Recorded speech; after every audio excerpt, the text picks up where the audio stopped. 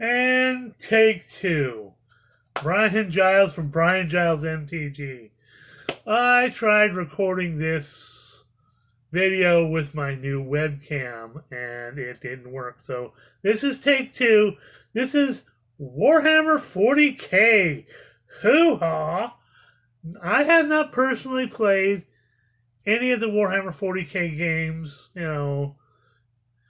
but they're releasing 4 commander decks, and they have spoiler cards are out, so we're gonna restart this and we're gonna do it again. Hoo-ha! So, to restart off again, we have Abaddon the Despoiler. He's going to be one of the commanders in these 4 commander decks. He is 1 blue, 1 black, 1 red for a 5/5 legendary Astartes warrior with trample. He has Mark of the Chaos Ascendant. During your turn, spells you cast from your hand with mana value X or less have Cascade, where X is the amount of life your opponents have lost this turn. There could be some shenanigans with that card.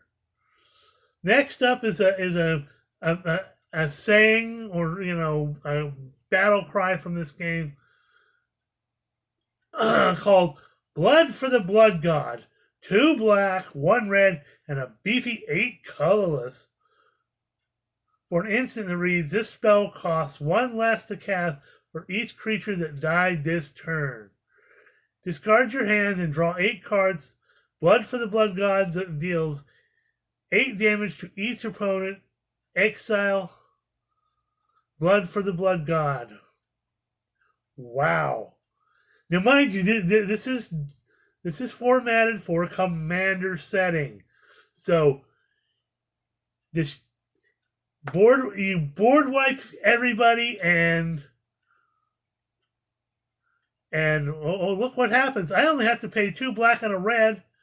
I get a brand new 8 card hand and I deal 8 damage to everybody else. Whoopsie! Next up is what I have been told is a reprint in Fabricate. 1 blue, 2 colorless for a sorcery that reads, search your library for an artifact card, reveal it, put it into your hand, then shuffle.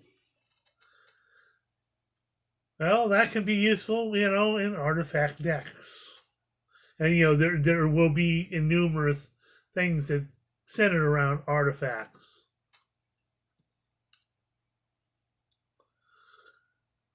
Next up is Vanguard Suppressor. 1 blue, 3 colorless for a 3/2 Astartes warrior with squad 2.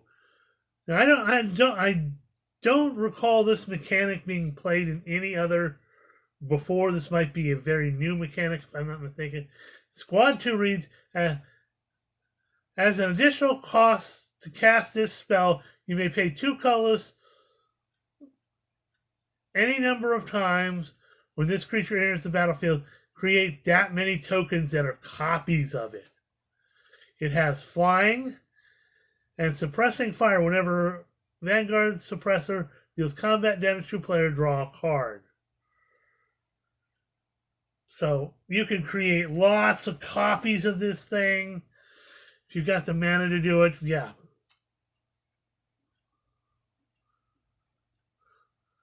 Next up is the Swarm Lord, another of the leaders, your commanders for your commander deck. And this is a Tyrannid, which is kind of an insectile race that basically wants to turn everything into biomatter for food and whatever. It's 1 green, 1 blue, 1 red, 3 colorless for a 5/5 legendary Tyrannid with rapid regeneration. It says, the Swarm Lord enters the battlefield with 2 +1/+1 counters on for each time you cast your commander from the command zone this game. It also has Xenos Cunning. Whenever a creature you control with a counter on it dies, draw a card. So this is a counters on creatures matters card. And there have been a numerous cards, especially, in some of the more recent sets that, like Streets of New Capenna. We have Kamigawa Neon Dynasty that, they put counters on your creatures. So very useful card. If you want to kind of mix your deck around and not just, play specifically Warhammer 40K, but also this card could be in your 99. Imagine this, and I've seen people play Ragavan decks. Now, if you play Ragavan is always a target because he's always creating treasures, and of course, in the Swarm Lode's casting cost is red, which is the main casting cost of Ragavan. Imagine Ragavan as your commander. You put this in your 99, and people are they're just taking out Ragavan. Ragavan just comes back out with his dash cost because he can just dash himself in and just and you can do it a bunch of times because it's cheap. And Ragavan, as you well know, makes treasure tokens. So that makes casting this dude even easier. And because you dash him out, you dash Ragavan, dash him, out of the command zone, he comes in just super beefy. It's like, yo, that's excellent. So if your play group allows things like that, and because this is specifically a Warhammer 40K card, but it is a Magic card, so that's all up to your play groups and stuff. So hoo-haw to that one. Next up is Sazerac the Silent King. 3 black, 1 colorless for a 3/4 legendary artifact creature Necron with flying. With My Will Be Done. Whenever Sazerac the Silent King attacks, mill 3 cards. You may put an artifact, creature card, or vehicle card from among cards you milled this way into your hand. Now, Necrons are basically mechanical space zombies. So they're all about, caring about what's in your graveyard and, bringing stuff back to life. And kind of a living metal type thing. So there's shenanigans that can go on there. He's also one of the commanders that's going to be, featured. Next up is Inquisitor Greyfax. 1 white, 1 blue, 1 black, 1 colorless for a 3/3 legendary human Inquisitor with vigilance. Unquestionable wisdom. Other creatures you control get +1/+1 and have vigilance. Hoo-ha! Hunt for Heresy. Because he's an Inquisitor. And it's just like, like if you think about Inquisitors, he's an Inquisitor. So it's Hunt for Heresy is 1 colorless, tap target creature an opponent controls, investigate. So for 1 colorless mana, you tap him, and you can tap a creature an opponent controls, so you can take them kind of out of defending whatever. And you create a clue token, which investigate does. You create a clue token. It's an artifact with 2 colorless. Sacrifice this artifact. Draw a card. So he creates card draw. He has vigilance. He gives your other creatures vigilance and +1/+0. He's another one of the commanders. He's from the Human Imperium, so that's next up is a new card released today. Is Morenius Calgar. 1 white, 1 blue, 1 black, 2 colorless for a legendary for a 3/5 legendary Astartes warrior with double strike. Master tech. He's a master tactician. Whenever one or more tokens enter the battlefield under your control, draw a card. Chapter Master. 6 colorless. Create 2/2 Astartes warrior creature tokens with vigilance. So he can create tokens that allow you to draw cards, and then he pairs well because he's also in Astartes with the Vanguard Suppressor we just talked about, which creates token copies too. So, hoo-ha!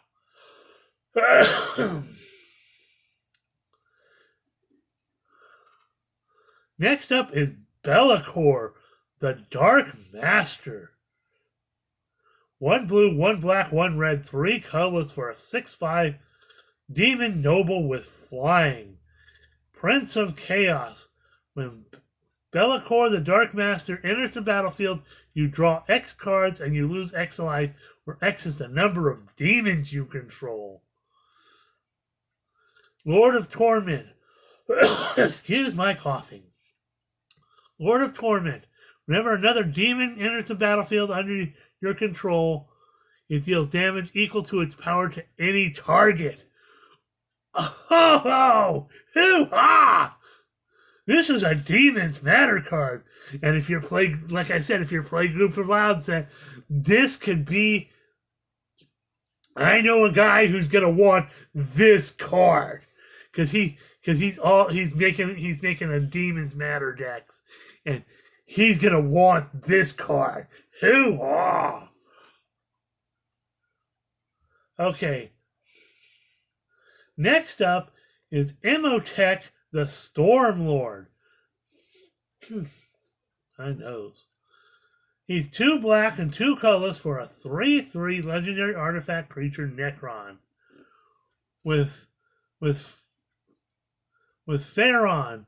Whenever one or more artifact cards leave your graveyard, create 2/2 black Necron warrior artifact creature token. Grand Strategist. At the beginning of combat on your turn, another target artifact creature you control gets +2/+2 and gains menace until end of turn. Yeah. So, like I said, these Necrons are about artifacts. They're also, they're also about, the graveyard theme. So, definitely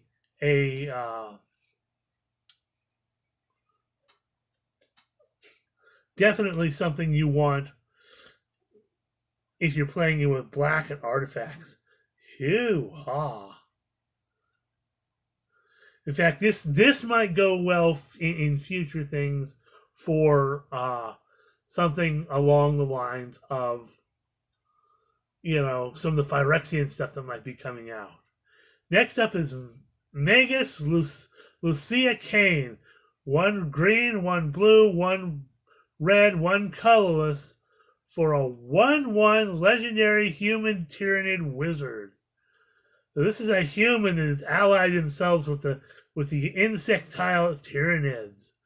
It has Spiritual Leader. At the beginning of combat on your turn, put a +1/+1 counter on target creature.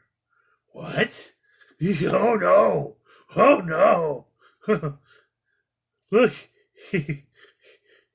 we've seen this before in a card. It has also has Psychic Stimulus. Tap, add 2 colorless mana. When you next cast a spell with X in its mana cost, or activate an ability with X in its activation cost this turn, copy that spell or ability. You may choose new targets for the copy. I can think of some seriously busted things to do, including a card that just came out in Dominaria United because she has red in her casting cost. She can be paired with something like Sheevan Dragon. Whoopsie! And in a commander format, you just created two Sheevan Dragon, the Sheevan Devastators, two of them. That could be bad because they have haste. That could be seriously, twistedly wrong. And it adds 2 colorless mana, so you'll get an even beefier version than you were already planning on. So, hoo-ha! Next up is Noise Marine. 1 red, 4 colorless for a 3/2 Astartes Warrior with Cascade.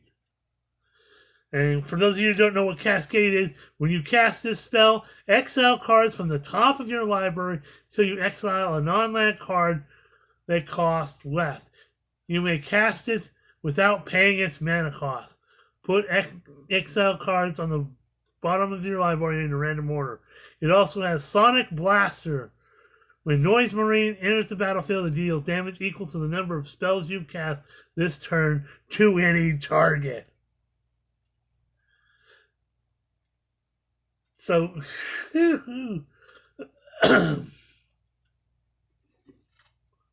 so this is definitely a card you might want in a sorceries and instants deck. Hoo-ha! Next up is Death Leaper Terror Weapon. 1 red, 1 green, 2 colorless for a 3/3 legendary Tyrannid with flash and haste. It has flesh hooks.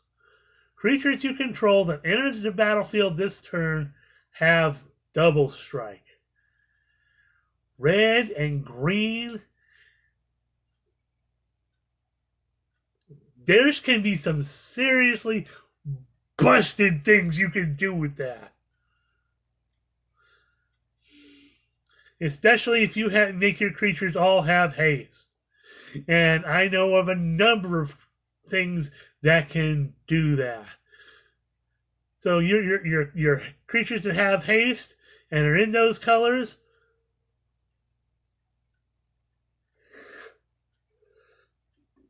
good casting if you're dumping, especially in something like a goblin deck. And they all have double strike. Whoopsie! Well, we're getting on. I'm trying to get through all this. Next up is Soul Ring, and for those of you that play Magic regularly, this is a staple of Commander decks. 1 colorless mana for an artifact that reads tap to add 2 colorless mana. Next up is Abundance. I believe this is also a reprint. 2 green, 2 colorless for an enchantment that reads, if you would draw a card, you may instead choose land or non-land. Reveal cards from the top of your library so you reveal a card of the chosen kind. Put that card into your hand. Roll all the cards revealed this way into the bottom of your library. Yeah, I remember this card, yes.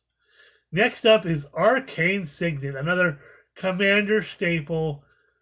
2 colors for an artifact. Tap to add 1 mana of any color in your commander's color identity. Next up is Command Tower, yet another Commander staple. A land that reads tap to add 1 mana of any color in your commander's color identity. Please excuse my itchy nose. Next up is something that we've seen before a lot recently, is Hardened Scales. 1 green for an enchantment that reads, if 1 or more counters would be put onto a creature you control, put that many +1 +1 counters +1/+1 counters are put on it instead. So you get an extra +1/+1 counter. But as you see, we've got some cards that, especially the Tyranids, counters matter deck. So that's going to be probably in that deck. Next up is Broodlord. 1 green, 3, and X for a Tyranid with Ravenous.